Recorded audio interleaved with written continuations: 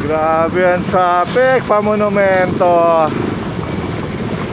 Grabe traffic. Kaya eto, nasa gilid-gilid tayo. Ganito talaga dito. Kita nyo naman yung haba, oh. Itong monumento parang nangyari, may traffic light na sa circle, ah. Yun, oh.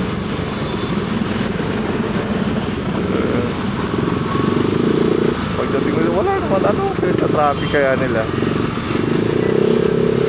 Kasi may kakaliwa, may didiretso. Roundabout. Tapos marami din mga kamote rider na ayun na nga. Yun na nga. Napakainit na Sabado. Yun, no? So guys, pag sinabi mong monumento, alam na, traffic yan. Oh. Doon tayo, paedsa tayo. Yan, oh. Paedsa tayo. Nakita mo yung seat enforcer? So magpapastop siya doon sa roundabout. Doon sa paikot, magpapastop sila. Diba? Tao mismo nagpapastop, hindi stoplight. Anyway. So, araw ng Sabado.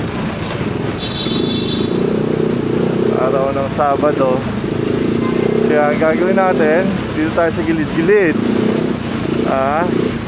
Gilid-gilid ang pasok natin para makausad tayo.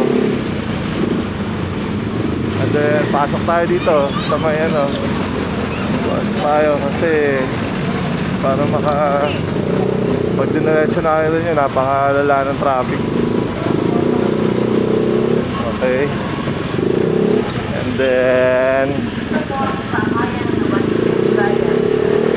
yun, oh.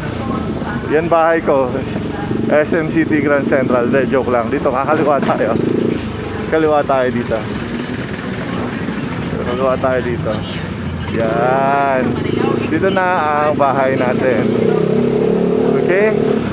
So yun lang. Pag nasa monumento kayo, doble ingat kasi grabe, bumper to bumper. Pabus.